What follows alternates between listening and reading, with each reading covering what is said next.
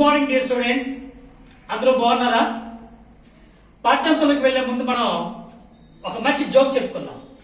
ఈ జోక్ వింటే మీరు పడి పడి నవ్వుతారు, నవ్వి నవ్వి కళ్ళు తిరిగి పడిపోతారు. సరే, పాఠ్యాంశాలకు వెళ్దాం. మనం శ్వాసక్రియ గురించి మాట్లాడుతున్నాం. ఇందులో చాలా విషయాలు మనం చెప్పుకోవడం జరిగింది. క్రితం పీరియడ్ లో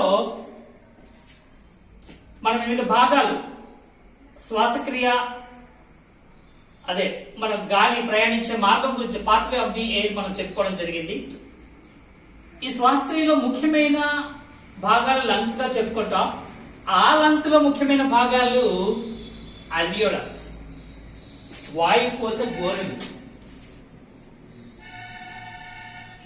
వాయుకోశ గోడలు అల్వియోలస్.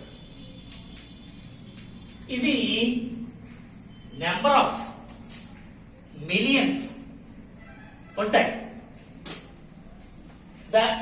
The interior of the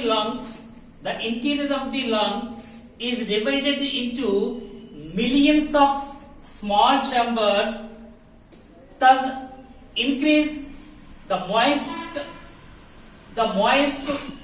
layer, the moist surface area available for the exchange of gases between the alveoli and blood. ఇవి మిలియన్స్ ఆఫ్ వాయుకోశ గోడలు అనేవి ఏర్పడతాయి. వాయుకోశ గోడలు ఫంక్షనల్ యూనిట్స్. ఇక్కడే వాయు వినిమయం కూడా జరుగుతుందని మనం చెప్పుకోవడం జరిగింది. వాయు వినిమయం. సో ఇది దగ్గరగా ఈ all of the alveoli, if spread it out, it covers nearly in area, it covers nearly 160 square meters, as area as a tennis court. ఒక టెన్నిస్ కోర్ట్ అంత స్థలాన్ని ఆక్యుపై చేస్తున్నట. సో అంత ఉంటుంది. కానీ మన లంగ్స్ స్పాంజీగా ఉండి అవి గోళాకృతిలో ఉండడం వల్ల ఇవి మనకి దగ్గరగా ఉన్నట్లు కనిపిస్తాయి. కానీ ఒక టెన్నిస్ కోర్ట్ అంత వైశాల్యాన్ని కలిగి ఉంటాయంట. అటంతా కూడా మనం పరిస్థితి. సో ఇవన్నీ అలా ఉండడానికి గల కారణం ఏంటంటే ఒక పర్టికులర్ ప్లేస్ లో ఉండడం కోసం. మనం మెదడులో చూస్తాం సల్సి, గైరీ అని గట్లు వంటి నిర్మాణాలని చూస్తూ ఉంటాం మనం. సో అలాగే మన బ్రేకుల్లో చూసాం ఆంత్రశోషకాలు, ఆ సర్ఫేస్ ని పెంచడం కోసం మనకి ఫింగర్ లైక్ స్ట్రక్చర్స్ అనేవి మనం చూసాం. సో అలాగే ఇక్కడ కూడా అల్వియోలి అనేవి బిలియన్స్ ఆఫ్ ఛాంబర్స్ ఉంటాయి. అవి చాలా ముఖ్యమైనవి, ఫంక్షనల్ యూనిట్స్ గా మనం చెప్తాం. సో ఇవి చాలా ముఖ్యమైనవి. అలాగే శ్వాసక్రియకి నాడీ నియంత్రణ కూడా చాలా ముఖ్యమైనది. రెగ్యులేషన్ ఆఫ్ నర్వస్ రెగ్యులేషన్, నాడీ నియంత్రణ. ఇది 160 మీటర్ స్క్వేర్ వైశాల్యం టోటల్.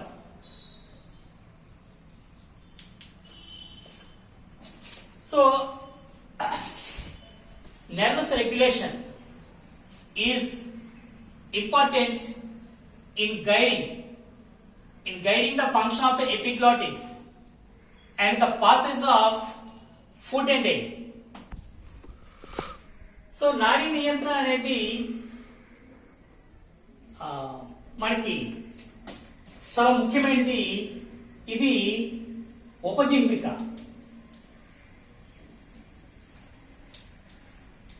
ఉపజీవిక తన విధి నిర్వహణలో అది సక్రమంగా పనిచేస్తూ ఆహార వాయు మార్గాలలోకి ఆహారాన్ని వాయువుని సక్రమమైన పద్ధతిలో ప్రవేశించేలాగా నియంత్రణ చేయడానికి నాడీ నియంత్రణ అనేది చాలా అవసరం. So it's very important. Nervous regulation is very important process in guiding the epiglottis, in guiding the function of the epiglottis and the passage of food and air. So ఆ విధంగా ఇది నాడీ నియంత్రణ ఉపజీవికి సక్రమంగా పనిచేయడానికి, అలాగే వాయువు, ఆహారం ఉపజీవిగా సక్రమంగా పనిచేయడం ద్వారా వాటి మార్గాల్లోకి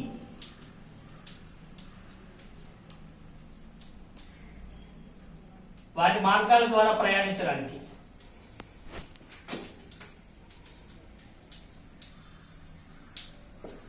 నియంత్రణ అనేది, నాడీ నియంత్రణ అనేది చాలా అవసరం. So let us learn about the mechanism of respiration in human beings. మానవునిలో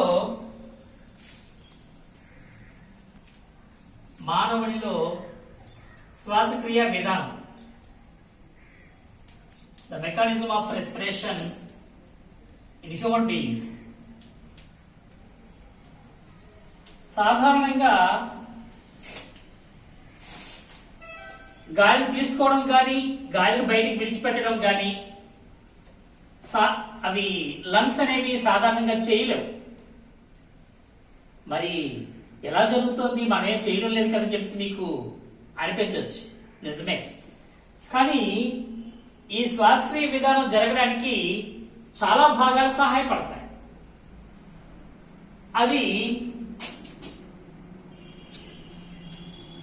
chest wall muscles, ఛాతీ కండరాలు, chest wall muscles, and another flexible and flattened muscle called as diaphragm.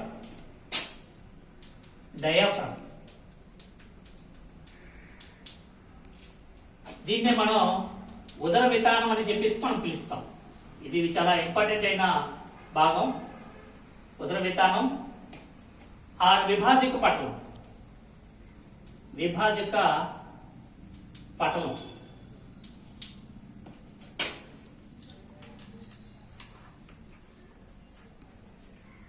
Lungs ఎలా ఉంటే డోమ్ షేప్ లో, గొడుగు ఆకృతిలో ఉంటుంది.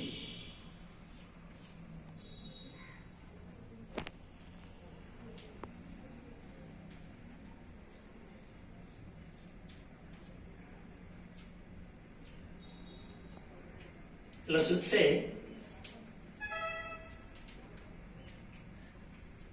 ఈ డోమ్ షేప్, ఇది ఉదర వితానం.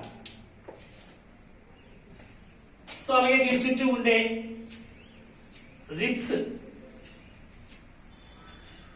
ఉంటాయి, ఉరహ కుహరం, అలాగే ఇక్కడ ఉరస్సు ఉంటుంది. వెన్నుముక్కి ఉరస్సుని కలుపుతూ ఈ ప్రకటెముకలు ఉంటాయి, వాటికి కండరాలు, మజిల్స్ ఉంటాయి. అవన్నీ chest wall muscles, the chest wall muscles and another flexible and flatten muscle called as diaphragm. ఉదర వితానం అంటాం. ఈ ఉదర వితానం గొడుగు ఆకృతిలో ఉంటుంది. ఇది చాలా సహాయపడుతుంది మనకి గాలి బయటకు వెళ్ళడం కానీ రావడానికి గల కారణానికి ఇవన్నీ సహాయపడతాయి. సో ఛాతీ కండరాలు, డయాఫ్రమ్, పర్సుకులు అంటారు వీటిని, అది రిబ్స్ ని. అలాగే పర్సుకాంతర కండరాలు, అలాగే ఉదర వితానం అనే విభాజక పటలం ఒక పొర, ఇది డోమ్ షేప్ లో ఉంటుంది, గొడుగాకృతిలో ఉంటుంది. సో ఇవి సహాయపడతాయి. వీటి సహాయంతోనే ఇక్కడ శ్వాసక్రియ అనేది జరుగుతుంది. అయితే శ్వాసక్రియ మనం ముందుగా చెప్పుకున్నాం, ఉచ్ఛ్వాస నిశ్వాసాలు. ఉచ్ఛ్వాసం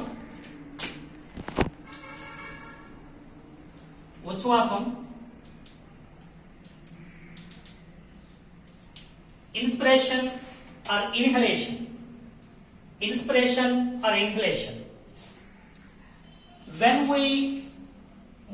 we inhale, the chest wall muscles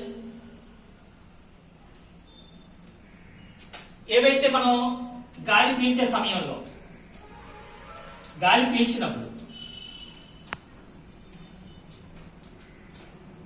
ఈ ఛాతీ కండరాలు ఏమవుతాయంటే ముందుకు వస్తాయి, moves up and expands. So ఈ గాలి పీల్చినప్పుడు ఈ ఛాతీ కండరాలు ముందుకు వస్తాయి, ఎక్స్పాండ్ అవుతాయి. దీనివల్ల ఏమవుతుందంటే the internal area increases, the chest cavity, the volume of the chest cavity increases. So ఇక్కడ ఏమవుతుందంటే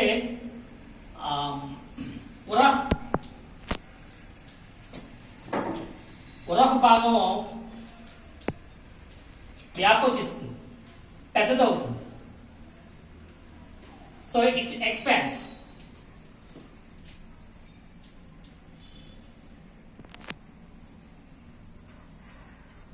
లోపల ఖాళీ భాగం పెరుగుతుంది.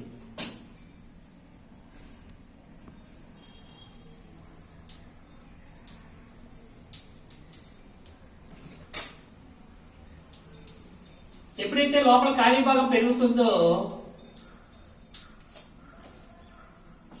the pressure in the chest cavity decreases, పెరుగుతుంది. దానివల్ల ఏమవుతుందంటే లోపల పీడనం తగ్గుతుంది.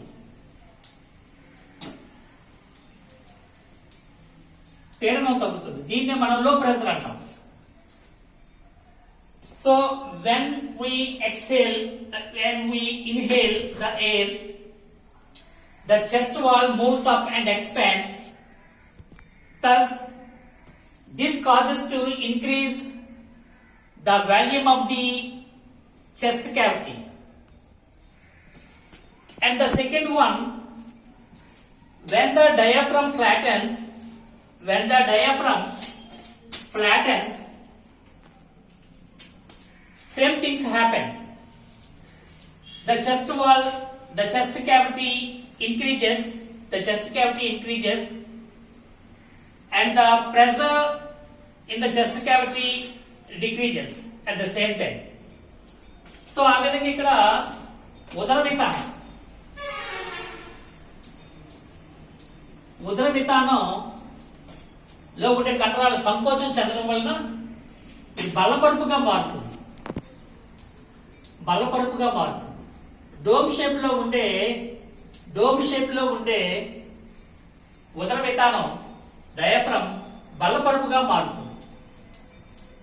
సో బల్లపరుపుగా మారడం వలన లోపల ఉరహ భాగం అనేది ఇందాక ఇక్కడ లోపల ఖాళీ భాగం అదే ఉరహ కుహరం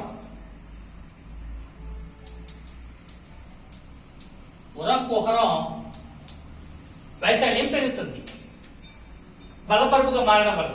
ఎప్పుడైతే పెరుగుతుందో లోపల అల్పపీడనం ఏర్పడుతుంది. ఆ అల్పపీడనం బయట ఉండే వాతావరణ పీడనం కంటే తక్కువ ఉంటుంది. కాబట్టి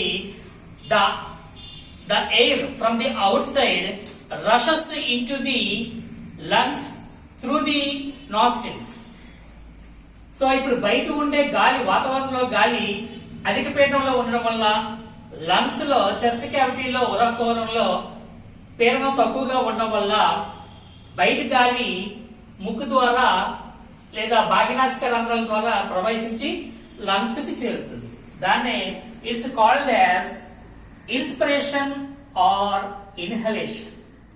దీన్నే మనం ఉచ్ఛ్వాసం అని చెప్పేసి మనం పిలుస్తాం. సో అలాగే the same things happen reverse, then these activities reversely occurs. It's called as exhalation or expiration.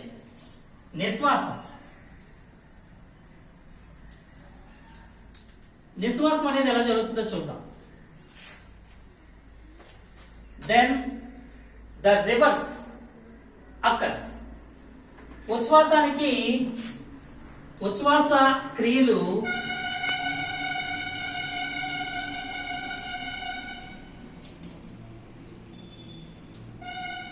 వ్యతిరేకంగా జరగడం ప్రారంభమవుతాయి.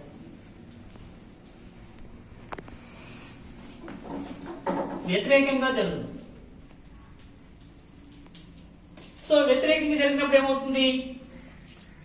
The chest cavity muscles relaxes. The chest cavity muscles moves inward and relaxes. Then the chest cavity decreases. In this inspiration, it increases. The chest cavity, the volume of the chest cavity increases. In this exhalation, the chest cavity, the chest muscles moves inwards and relaxes and it ఆ కారణం చేత by the reason the volume of the chest cavity decreases, then the pressure is increases on the lungs. ఇక్కడ ఏం జరుగుతుందంటే ఎప్పుడైతే ఛాతీ కండరాలు స్క్రీచెస్ అవి దగ్గరగా వస్తాయో, సంకోచం చెందుతాయో, దాని ద్వారా వరాకుహరం చిన్నదిగా అవుతుంది. వరాకుహరం ఎప్పుడైతే లోపల చిన్నదిగా అవుతుందో లంగ్స్ లో ప్రెషర్ అనేది పెరుగుతుంది, పీడనం పెరుగుతుంది. అంతేకాకుండా this diaphragm relaxes. That diaphragm relaxes and it assumes the dome shape. తిరిగి యథాస్థితికి వచ్చేస్తుంది, డోమ్ షేప్ లోకి వచ్చి, ఇందా ఫ్లాట్ లోకి వచ్చింది, ఇప్పుడు డోమ్ షేప్ లోకి వచ్చేస్తుంది. That's why the chest cavity area, the chest cavity decreases and the pressure in the lungs increases. That's why the air, it squeezes the air out through the nose to the external atmosphere. So ఇందాక దానికి జరిగిన దానికి వ్యతిరేకంగా flatten గా అయిందని ఇప్పుడు dome shape లో తిరిగి వచ్చేస్తుంది. ఏవైతే ఛాతీ కండరాలు ఉన్నాయో అవన్నీ సంకోచిస్తాయి.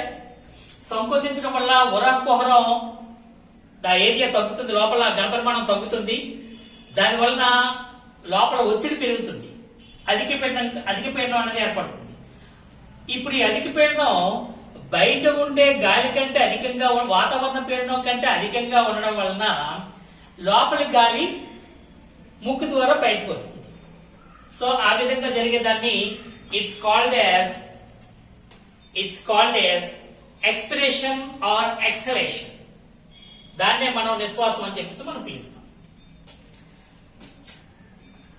సో ఇక్కడ లంగ్స్, ఊపిరితిత్తులు.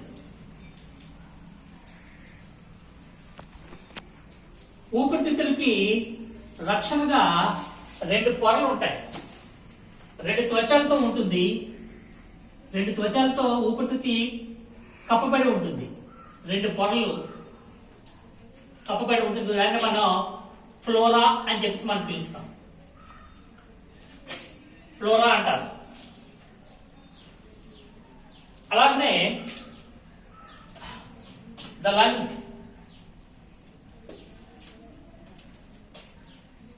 towards the left side, towards the left, the lung is smaller to making space to your heart.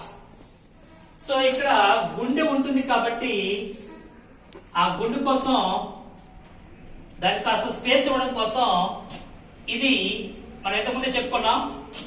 ఇది లెఫ్ట్, ఇది రైట్, ఇది లెఫ్ట్. ఇది లెఫ్ట్ సైడ్, ఇది రైట్ సైడ్ చెప్పేసి ముందు మనం పిరమిడ్ చెప్పుకోవడం జరిగింది. సో ఇది కుడి ఊపిరితిత్తి, ఇది ఎడమ ఊపిరితిత్తి. ఇది లెఫ్ట్ సైడ్ ది ఇక్కడ గుండె ఉండడం వలన ఎడమ వైపు కాస్త గుండె అటు సైడ్ వాలి ఉండడం వలన దానికి స్పేస్ ఇవ్వడం కోసం ఇది కాస్త చిన్నది, దీంతో పోల్చుకుంటే కాస్త చిన్నదిగా ఉంటుంది. ఇది 3 లంబికలతో ఉంటుంది, ఇది 2 లంబికలు కలిగి ఉంటుంది. సో ఇంతకు ముందు పీరియడ్ లో మనం చెప్పుకోవడం జరిగింది. ఇదంతా అల్వియోలి. మనం ఇప్పుడు చెప్పుకున్నాం వాయుకోశ గోడల గురించి. So these lungs protected by the 2 membranes called as flora. 2 పొరలు, 2 త్వచాలను కలిగి ఉంటాయి. పొరలను, త్వచాలను. It protects by the 2 membranes called as flora. అలాగే ఎడమ వైపు ఉన్నది చిన్నదిగా ఉంటుందని చెప్పి మనం తెలుసుకోవడం జరిగింది. సో ఆ విధంగా ఉంటాయి. అలాగే ఈ 2 పొరల మధ్య ఒక ద్రవం ఉంటుంది. These flora, these 2 membranes filled with a fluid. Flora అలాగే ఒక ద్రవం 2 త్వచాల మధ్య ఉంటుంది. 2 త్వచాల మధ్య ద్రవం ఉంటుంది. సో ఇది ఎందుకోసం అంటే ఇట్ ప్రొటెక్ట్స్ దిస్ ఫ్లూయిడ్,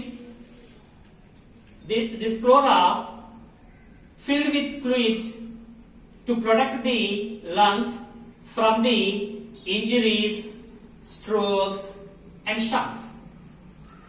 ఏవైనా గాయాలు వేగంగా జరగకుండా, అలాగే ఏదైనా దెబ్బలకు గురైనప్పుడు, అలాగే ఏదైనా షాక్ గురైనప్పుడు వాటి నుంచి ఈ ద్రవం ఊపిరితిత్తులకి ఎటువంటి ప్రభావం వాటి మీద కలగకుండా వాటిని రక్షించడానికి ఈ ద్రవం సహాయపడుతుంది. అలాగే హృదయావరణ ద్రవం ఉంటుంది, గుండెకి కూడా అది అటువంటి నిర్మాణంగా ఉంటుంది. సో మనకి నేచురల్ ప్రొటెక్షన్ ప్రతి ముఖ్యమైన అవయవానికి సెక్యూరిటీ అనేది ఎలా ఉందన్నది చూస్తే మనం జీవశాస్త్రం గురించి చూస్తున్నప్పుడు చాలా ఆశ్చర్యకరంగా ఉంటుంది. ఏవైతే ముఖ్యమైన సున్నితమైన అవయవాలు, వెరీ ఇంపార్టెంట్ పార్ట్స్ ఉంటాయో వాటికి రక్షణగా మెదడుకి కానీ, ఊపిరితిత్తులకు కానీ, గుండెకి కానీ ప్రతిదానికి ఒక రక్షణ అనేది తప్పనిసరిగా ఆ వ్యవస్థల్లో ఉన్నాయి. సో ఇది ఏం చేస్తుందంటే ఈ ఫ్లోరా ఊపిరితిత్తులు సంకోచ ఎక్స్పాన్షన్ చెందుతూ ఉంటాయి. So it aid to the lungs in the expansion of the spongy and elastic tissue of the lungs.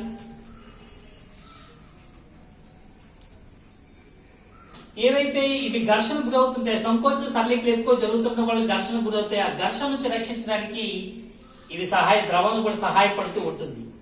So ఆ విధంగా ఈ ఫ్లోరా అనేది ఒక రక్షణ భాగం. ఇంతేకాకుండా సమన్వయం.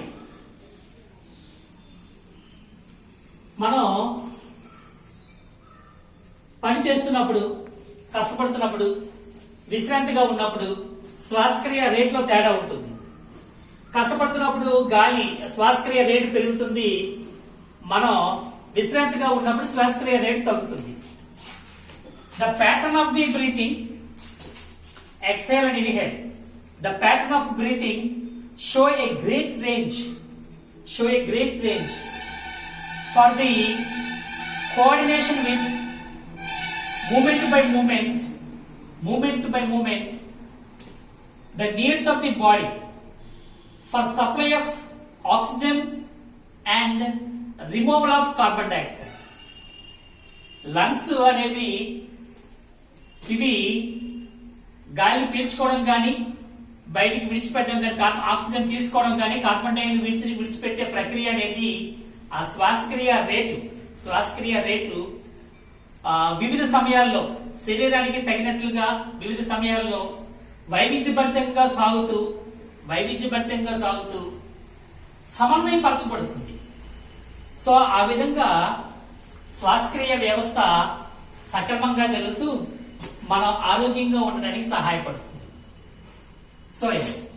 సో ఇక్కడ వాయుకోశ గోనెలు, అందులో వాయు వినిమయం జరుగుతుందని మనం తెలుసుకున్నాం. అలాగే నాడీ నియంత్రణ ఉపజీవుడి ద్వారా సక్రమంగా వాటి మార్గాల్లోకి ప్రవేశించడానికి, అలాగే శ్వాసక్రియ సక్రమంగా జరగడానికి కూడా నాడీ నియంత్రణ చాలా ముఖ్యమైనది. అలాగే ఇందులో శ్వాసక్రియలో ముఖ్యమైన ఉచ్ఛ్వాసం, నిశ్వాసం. దీంట్లో ఈ ఛాతీ కండరాలు, డయాఫ్రామ్ ఇది చాలా ముఖ్యమైన భాగాలు.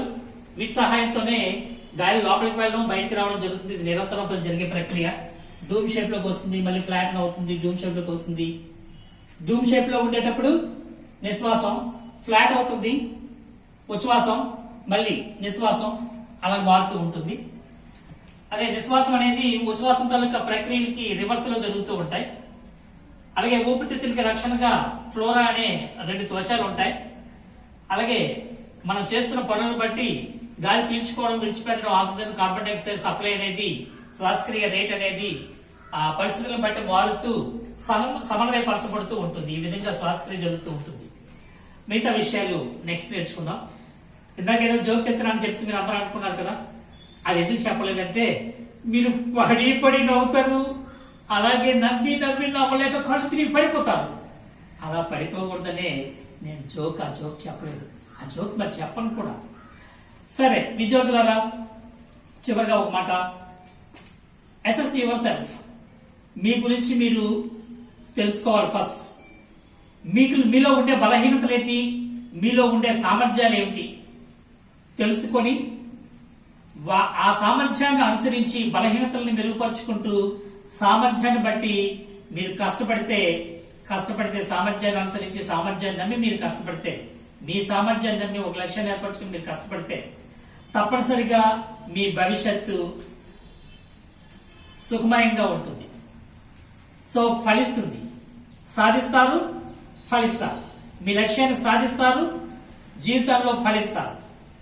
కాబట్టి మిమ్మల్ని మీరు ముందుకు తెలుసుకోండి. ఏవి వదిలివేయాలి, వేటిని మనం అనుసరించాలి అనేది తెలుసుకుని కష్టించి పనిచేయండి. విజయం మీ వెంట ఉంటుంది. మంచి భవిష్యత్తు మీరు పొందుతారు, సాధిస్తారు, ఫలిస్తారు. God bless you. బై.